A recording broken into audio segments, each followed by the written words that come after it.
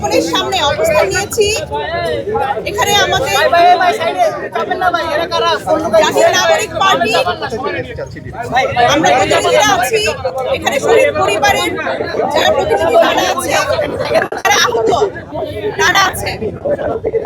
আমাদের এখানে আজকে উপস্থিত হওয়ার খুবই গুরুত্বপূর্ণ কারণ হচ্ছে আমরা জানি যে আজকে সংসদের প্রথম অধিবেশন এবং সেই অধিবেশনে আমরা জানি যে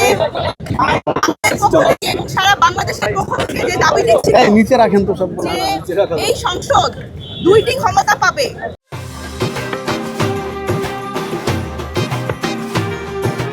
তার মধ্যে একটি হচ্ছে যে যারা নির্বাচিত হবে তারা পার্লামেন্ট গঠন করবে, তারা রেগুলার কাজ করবে, এবং আরেকটি দাবি যেটা সেটা হচ্ছে জুলাই সনদ আদেশ অনুযায়ী যারা আসলে এই এমপিরা তারা সংস্কার পরিষদের শপথ নেবেন এবং জুলাই সনদ বাস্তবায়নে তারা সক্রিয় ভূমিকা রাখবেন। কিন্তু দুঃখজনক হলেও সত্য যে আমরা দেখেছি যে এই জুলাই সনদ বাস্তবায়নে আমরা সরকারের পক্ষ থেকে তালবাহানা দেখেছি এবং যেদিন প্রথম শপথ নেওয়ার কথা সেদিন কিন্তু আমরা বিএনপির পক্ষ থেকে দেখেছি তারা শপথ নেন নাই।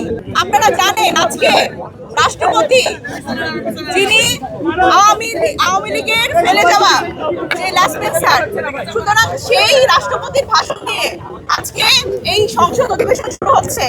আমাদের এই জমায়েত থেকে, এই জনতার সংসদ থেকে আমরা আজকে 3টি দাবি তুলে ধরবো।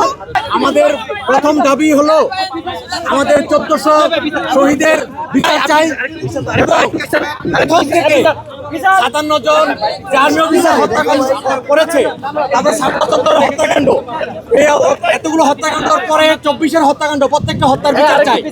আর চুপ্পুকে আমরা প্রথম থেকে বলে আসতেছি তার পদত্যাগ, এবং তাকে কোনোভাবে আমরা আজকে ভাষণ দিতে দিব না। আমরা চাই না উনি আমাদের এই পবিত্র সংসদ অপবিত্র করুন।